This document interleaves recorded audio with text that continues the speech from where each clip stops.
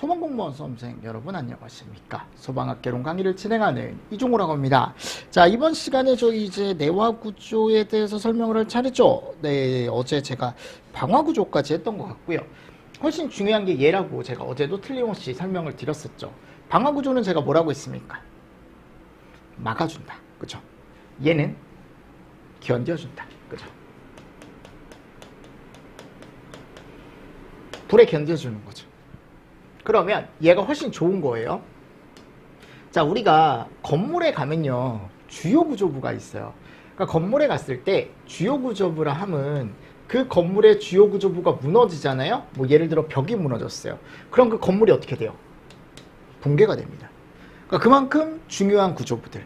이게 예전에 가끔 이제 지방직 시험이나 이런데 시험 문제가 나오긴 했어요. 다음 중 건물의 주요 구조부가 아닌 것은 이런 식으로 해서.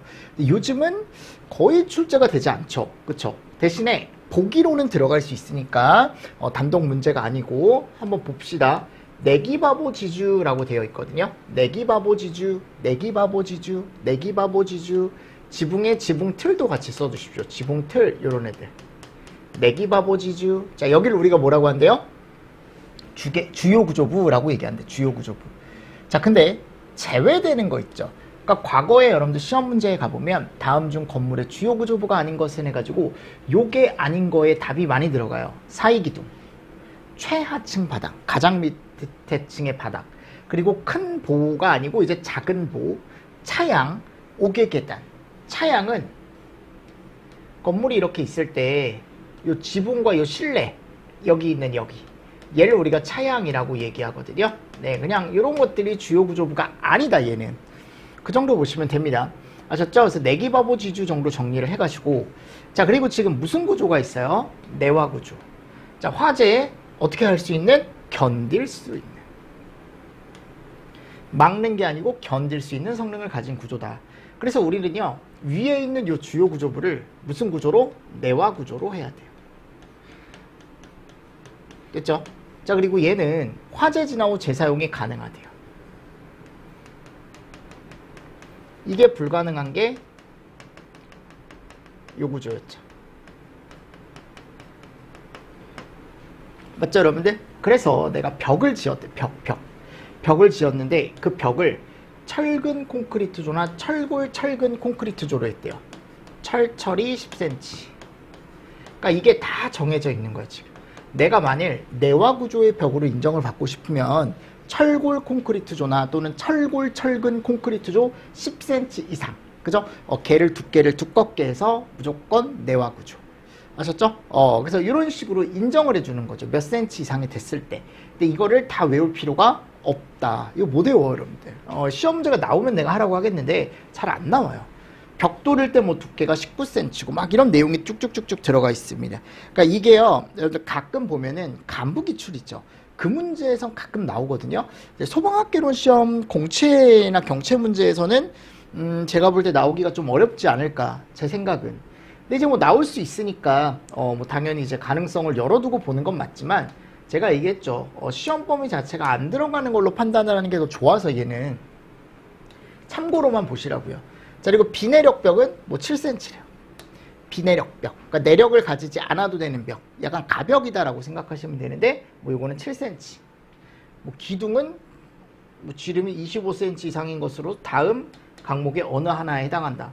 뭐 철골 콘크리트조, 철근 콘크리트조. 그죠? 뭐 이런 것들이 나와 있습니다. 발음도 어려워요. 그죠? 읽어보세요. 바닥은 뭐 철근 봐봐. 발음 잘 안 되죠. 철근 콘크리트조, 철근 콘크리트조, 두께 10cm, 바닥. 뭐 이런 애들.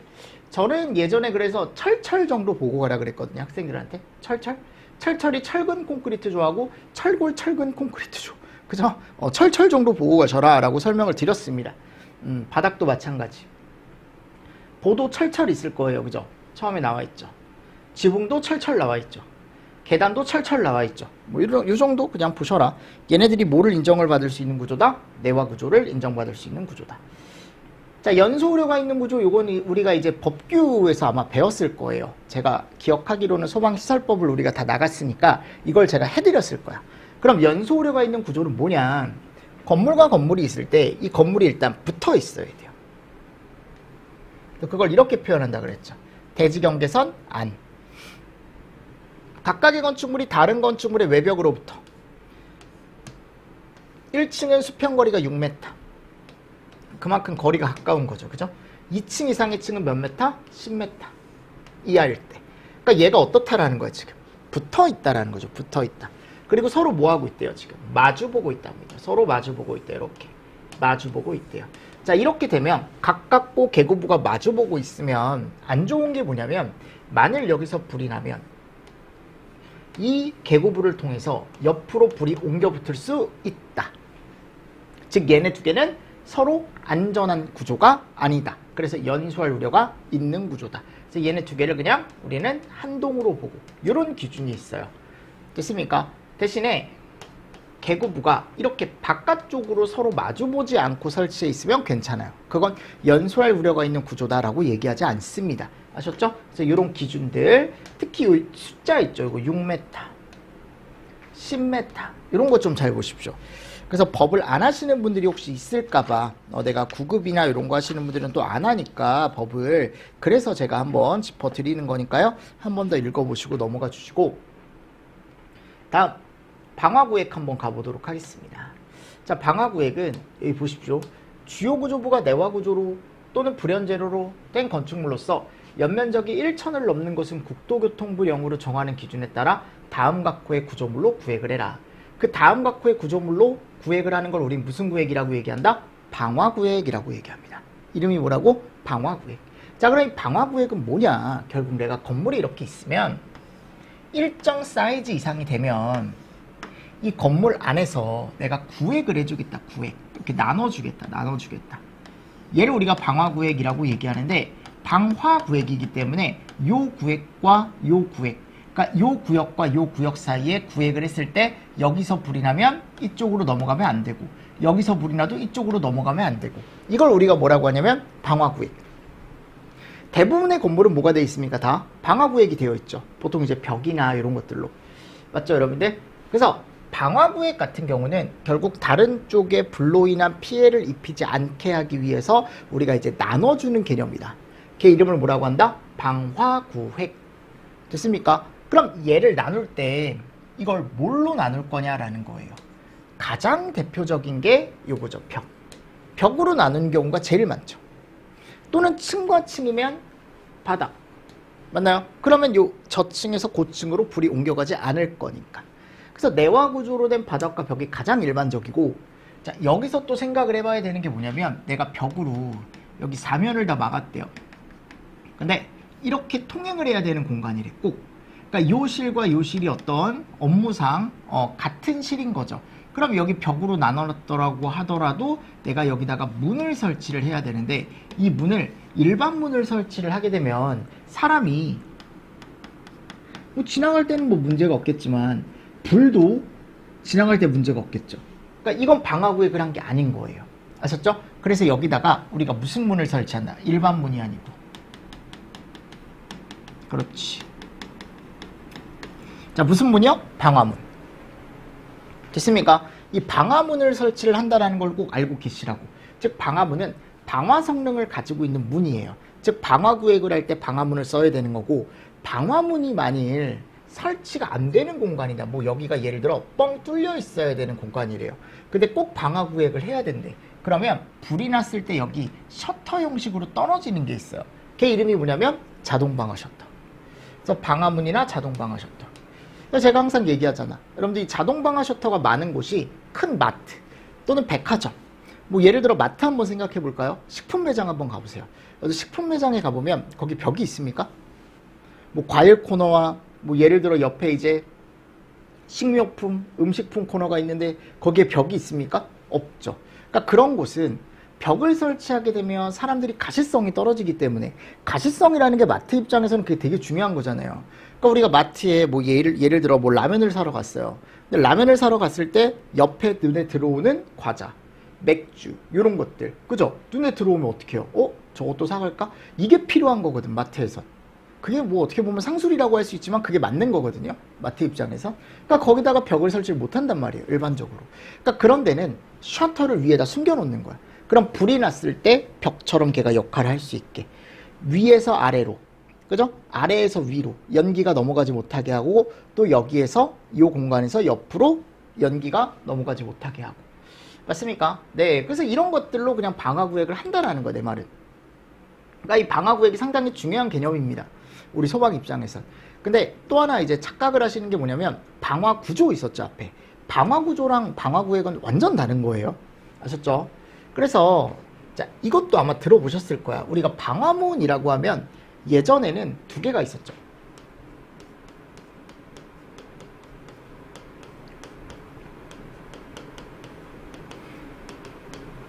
갑종하고 뭐요? 을종.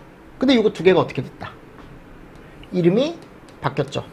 갑종은 뭘로 바뀌었어요? 60분 방화문 플러스 방화문. 그죠? 을종은요? 30분 방화문. 그래서 기본적으로요, 우리가 방화문의 역할이 얘거든요.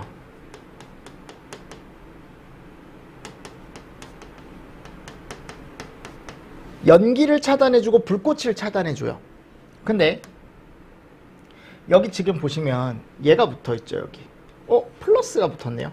이 플러스가 붙으면 얘가 추가가 됩니다. 즉 방화문이 열도 차단을 해주기 때문에 방화문 자체가 안 뜨거워져요. 다른 애들은 여러분들 연기나 불꽃은 차단을 하거든요. 근데 열 차단을 못하기 때문에 그 방화문 자체가 뜨거워요. 근데 플러스 붙은 건 그렇지 않다라는 거. 요것만 하나 잘 보시면 돼. 그래서 얘는 차연, 차염이 60분. 얘는 차연, 차염이 30분. 근데 얘는 차연, 차염 60분 있고 플러스 차열까지. 그죠? 같이 있는 거죠. 그래서 요거 하나, 세 개죠. 방화문의 구분 잘 정리를 하시고. 자, 세 번째 가보면 방화구의 기준이라는 게 나와요. 자, 요거를 조금 보시면 좋은데, 우리가 예를 들어 건물이 있는데 10층 이하의 층이래요. 그죠? 그러면 기본적으로 요렇게 구획을 해줘라. 근데 그 안에 스프링클러가 있대요. 대표적인 게 자동식 소화 설비 중에 스프링클러라는 게 있으니까. 자, 그때는 3000제곱마다 구획을 해줘라. 그러니까 예를 들어 건물이 이렇게 있는데 여기 바닥 면적이 3000인 거야. 3000. 그러면 내가 여기를 3개로 방화 구획을 해야 되는 경우는 결국 1000제곱마다 하겠다라는 거거든요. 이렇게 1000. 그럼 이렇게 1000제곱마다 하는 경우는 몇 층 이하의 층일 때? 10층 이하의 층일 때. 자동식 소화 설비가 없을 때 3개의 방화 구획을 해줘야 되는 거죠. 그래서 여기다가 벽 설치하는 거죠. 근데 만일 이 공간 안에 스프링클러가 있다라고 한다면 방화 구획을 하나로만, 그러니까 결국 여기가 구획이 필요가 없어지는 거죠. 그러니까 훨씬 좋기 때문에, 그죠? 그래서 자동식 소화 설비가 설치가 되면 곱하기 3. 자, 만약 건물에 갔는데 거기가 11층 이상이래요. 좀 높죠, 그죠? 그러면 자동식 소화 설비가 설치가 안 됐을 땐 200이래요. 200. 자동식 소화 설비가 설치가 되면 600.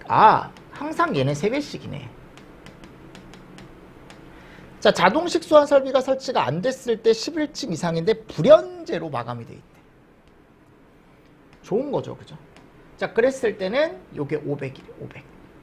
그렇죠? 500이라고 되어 있죠? 또 3배에서 1500. 자동식 소화 설비가 있으면. 요 정도는 보시면 좋습니다. 아셨죠? 그리고 여기 갈 때 11층이면 5분의 1.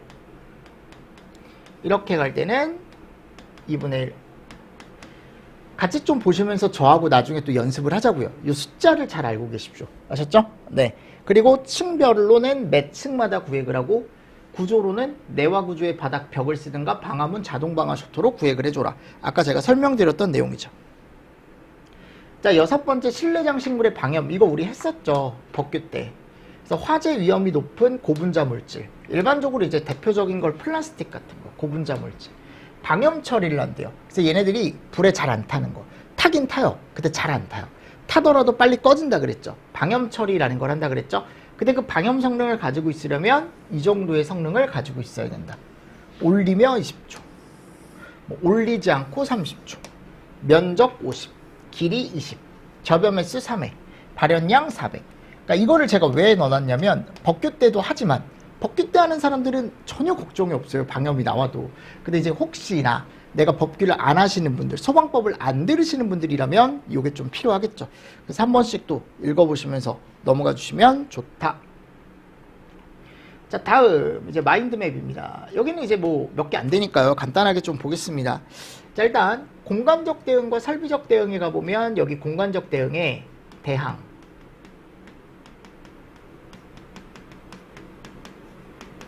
회피, 높이 이렇게 세 개가 있다 그랬죠. 그쵸? 자, 근데 대항성 같은 경우는 뭐를 하는 거예요? 요거. 건물 구조를 좋게 하는 거고, 회피성은 건물의 재료를 좋게 하는 거고, 도피성은 피난에 대한 공간을 확보해 주는 거죠. 기억하시죠? 그래서 건물 자체를 튼튼하게 짓는 거다라고 설명을 드렸고, 자, 설비적 대응은 대표적으로 소방만 쓰겠습니다. 소방시설에 대한 거. 그죠? 이런 설비가 들어간다. 뭐 스프링클러라던가 뭐 자동화재 탐지 설비라던가 설비적 대응이 들어가게 되어 있고, 자, 건축법 용어에 가보면 이런 거 피난층, 무창층, 그리고 피난계단의 종류. 맞습니까? 그래서 피난계단이 있고 제가 특별 피난계단이 있다라고 제가 설명을 드렸었죠, 앞에서. 그리고 마감재. 뭐 이 중에 이제 요거 우리가 마감재라고 하면은 불연재, 또 준불연재,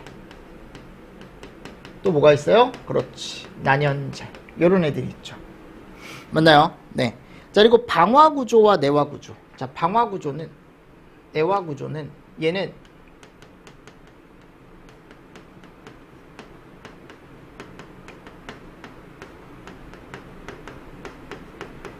이렇다 그랬죠. 자, 근데 얘는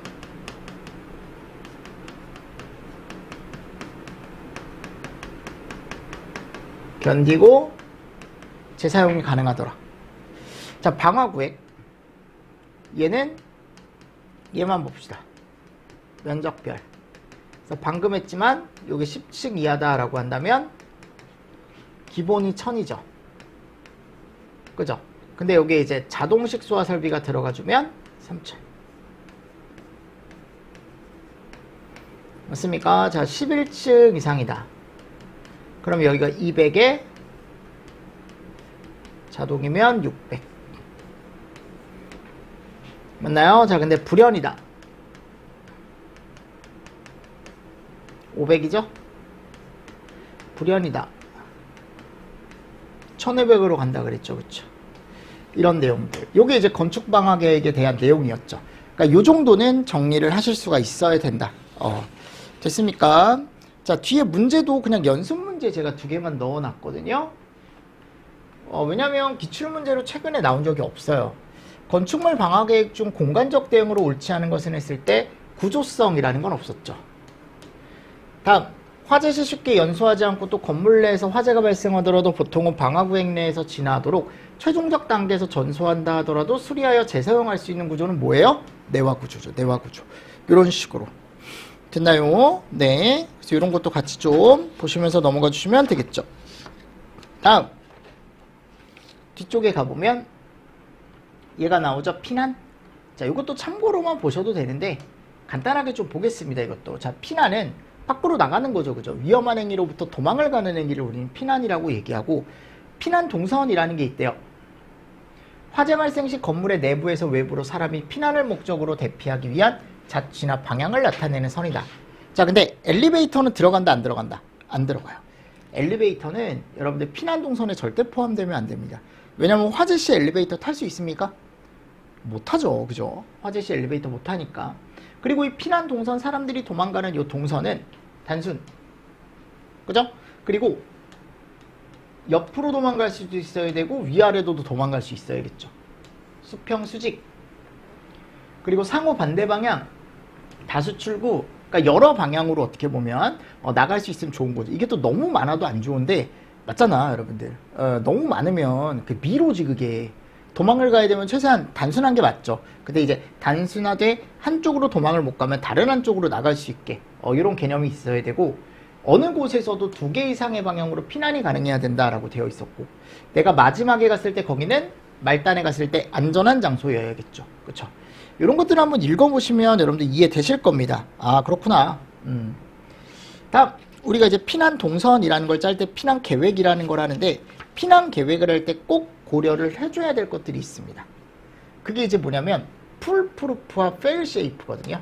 자, 풀프루프는 판단 능력이 저하된 상태에서도 사람들이 정말 쉽게 피난을 할 수 있어야 된다라는 거고, 페일쉐이프는 뭐냐, 하나를 실패하더라도 다른 한쪽에 또 안전한 게 하나가 더 있어야 된다라는 개념이거든요.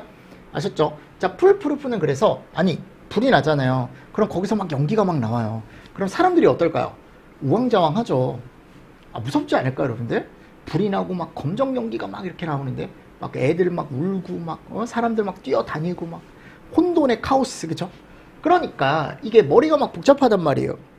근데 내가 거기서 전자 막 이런 걸 이용해 가지고, 그죠? 뭔가 이제 뭐 사용법을 알아야 되고 이런 게 아니고, 최대한 어떻게 단순하고 쉽게 피난 동선이나 피난 계획을 세워줘라라는 거예요. 가장 원시적인 방법이다. 그러니까 이게 가장 좋은 게 뭐냐? 유도등. 그러니까 유도등을 딱 봐. 왠지 저쪽으로 나가야 될 것 같아. 유도등을 딱 봐요.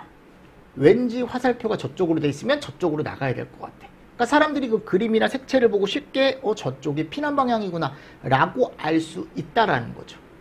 아셨죠? 맞습니까? 그래서 유도등 보면 이렇게 사람 뛰어가는 모양 돼 있잖아요. 뛰어가는 게 아닌가? 뛰어가는 모양. 그리고 또 막 이런 식으로 이제 화살표 표시돼 있죠.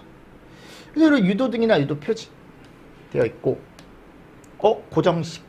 고정식이 뭐야? 그러니까 우리는 기본적으로 설비를 설치할 때 이거를 피난구조 설비, 특히 여기에서 사용하다가 내일은 저쪽에서 사용하다가 그 다음날은 저쪽에서 사용하다가 안 돼요. 꼭 어디 한 곳에 딱 놓고 사람들이 항상 그곳에 적에 있다. 예를 들어 왕강기면 왕강기가 저기 있다라는 걸 알 수 있어야죠. 그래서 고정식, 이거 절대 이동식 아닙니다. 그리고 피난 경로는 당연히 복잡할 필요가 없겠죠. 막 꺾었다가 막 세 칸 내려가시오, 막 5칸 위로 올라가시오, 우회전 3번 하시오, 막 이런 거 말고 그냥 단순하게 뛰어나가면 나갈 수 있게 간단 명료하게. 자, 페일쉐이프. 고장으로 실패하더라도 다른 수단에 의해 구제가 될 수 있도록 한다. 양방향 피난, 이 가장 대표적인 게 이거죠. 한쪽으로 못 나가면 다른 한쪽으로 나가는 거지, 그지? 양방향 피난로. 그리고 예비 전원. 요건 뭐냐? 전원이 끊기면 그 전원이 끊기더라도 다시 우리가 예비 배터리, 우리가 축전지라고 얘기하거든요. 그 축전지에 의해 사용을 또 할 수 있어야 돼, 설비를. 그죠? 이런 것들이 페일쉐이프래요. 그래서 피난 계획은 2가지를 꼭 만족을 해야 된다. 세 번째, 피난 안전구역의 설정. 자, 이것도 보시면 되는데 1차 안전구역이라는 게 나와 있고 2차, 3차 안전구역이라는 게 나와 있죠. 그쵸? 자, 거실이 여기가 화재실이래요. 화재실. 그럼 내가 문을 열고 나가면 이게 이제 방화문이래요. 그러니까 방화구역이 되어 있는 거죠. 방화문을 열고 나갔더니 처음에 나오는 공간이 어디래요? 복도. 거길 1차 안전구역이라고 얘기한대. 그래서 우리가 거실에서 불이 나더라도 불이 넘어오지 못하게 방화구역이 되어 있으면 복도는 1차로 안전한 구획, 1차 안전 공간이 되겠죠. 그쵸? 1차 안전 구획이 될 거고, 복도에서 또 내가 한 단계 더 문을 열고 나왔을 때 부속실이 있네요. 그럼 여기는 2차. 마지막에 갔을 때 3번째 계단실, 3차. 부속실에 대한 설명은 제가 나중에 드립니다. 여러분 지금은 그냥 보시고, 이 부속실 안에는 얘가 들어가요.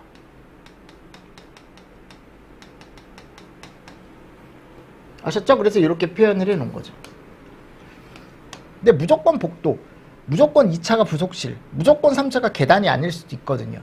왜냐하면 건물에 갔을 때 복도가 없을 수도 있고, 건물에 갔는데 부속실이 없는 건물도 있거든요. 아셨죠? 그러니까 이건 정해진 게 아니고 그냥 이렇게 표현을 할 수가 있다라는 거. 이런 건물의 구조일 때만.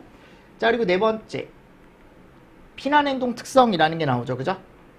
자, 요거는 이제 사람들이 도망을 갈 때 이러한 본능을 나타낸대요. 귀소 본능. 자, 이거는 내가 익숙한 길을 따라 피난을 하게 되어 있다라는 거지. 맞잖아요, 여러분들. 우리 익숙한 게 좋잖아요, 새로운 거보다. 왜냐면 내가 그 건물에 처음 갔는데 건물에 불이 난 거예요. 아니, 그러면 내가 익숙한 길이 없더라도 지금 내가 들어온 길 있잖아요. 그 길로 나가면 되는 거거든. 거기가 최대한 익숙한 길이니까. 또는 이제 제실자들 같은 경우는 거기 안에 항상 살고 있는 사람들은 본인이 항상 다니던 길로 밖으로 피난을 하게 되어 있다고요. 얘가 뭐래요? 귀소 본능. 그러니까 우리가 막 술을 막 만땅 먹어요. 막 술을 막 어제 내가 어제 그렇게 먹었다라는 게 아니고 막 소주를 막 4병 5병씩 먹었어요. 예를 들어 막 인사불성이 됐어요. 어제 기억이 안 나. 막 어제 뭐지? 어제 계산은 누가 했지? 근데 막 영수증만 막 들어가 있고 아씨 내가 했구나. 내가 또 객기를 부렸구나. 하여튼 뭐 이런 식으로 해가지고 근데 일어나 보니까 어디야? 집이야. 그쵸? 정말 익숙한 길. 내가 집에는 어떻게 해요? 아무리 술에 취해도 일어나 보면 집이야. 난 예전에 그게 신기했거든요. 20대 때. 지금은 아니고. 지금은 그렇게 하면 큰일 나죠. 지금은 그래도 보는 눈이 있는데 와이프도 그렇고 그죠? 우리 딸내미 2명도 그렇고 하여튼 지금은 그렇지 않는데 이제 예전에 가보면 항상 술을 그렇게 많이 먹어도 집을 찾아가더라고요. 어떻게? 그 귀소 본능. 귀소 본능. 자, 그리고 태피 본능은 뭐예요? 불이 났는데 불이 난 그곳을 향해서 뛰어가는 게 아니고 당연한 거 아닙니까? 도망가는 거죠. 다른 쪽으로. 태피 본능, 지광 본능. 요거는 빛을 따라간대요. 그러니까 우리가 어두운 상태에서 유도등이 반짝하고 있으면 그 빛을 따라가는 거. 유도등도 그걸 이용한 겁니다. 자, 좌회 본능. 요거는 이거는 이론적인 거야, 여러분들. 오른손잡이인데 오른손잡이는 일반적으로 어디로 돈대요? 왼쪽으로 돈대. 피난을 할 때. 여러분들 오른쪽으로 돌 수도 있어요? 네. 근데 이론적으로 좌회 본능밖에 없는 거야. 우회는 없어요. 쌤, 그러면은 저는 왼손잡이인데요. 그런 거 물어보지 마시라고. 오른손잡이에 대한 좌회 본능만 있다고요. 아셨죠? 네. 전 양손잡이인데요. 그럼 내가 이제 방금 욕할 뻔했어요. 네, 하여튼 그런 거 물어보지 마세요. 자, 추종 본능. 이건 뭐예요? 앞 사람 따라가는 거. 됐습니까? 그러니까 이 앞에 좀 똘똘한 사람을 따라가야겠지. 이 건물에 좀 잘 알고. 뭐 그런 것도 나와 있습니다. 다음, 피난로의 형태. 자, 요것도 그냥 살짝 보시면 요게 베스트, XY형. 요거 화살표까지 보십시오. X형, Y형과 피난 방향의 종류까지 보세요. 요게 베스트, 요게 워스트, 최악. H형과 무슨 형? CO형. 요게 이제 집중형. 중간에 모일 수 있는. 그래서 제일 안 좋은 것과 제일 좋은 것. 요 정도 정리해 주시면 됩니다.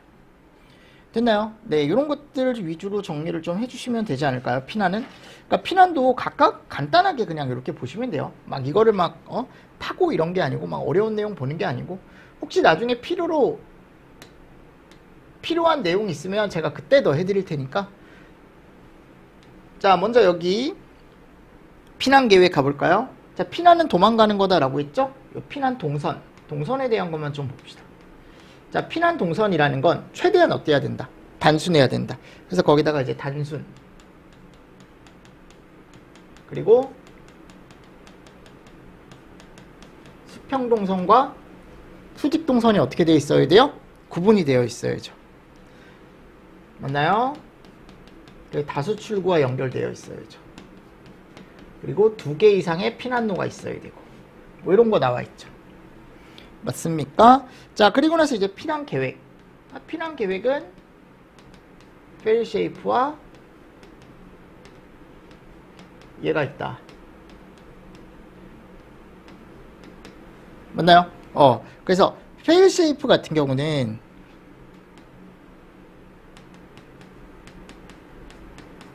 실패 시 예비 개념으로 뭔가가 있어야 된다라는 거고 또는 비상 개념으로 뭔가가 있어야 된다라는 걸 얘기하는 거죠. 풀프루프는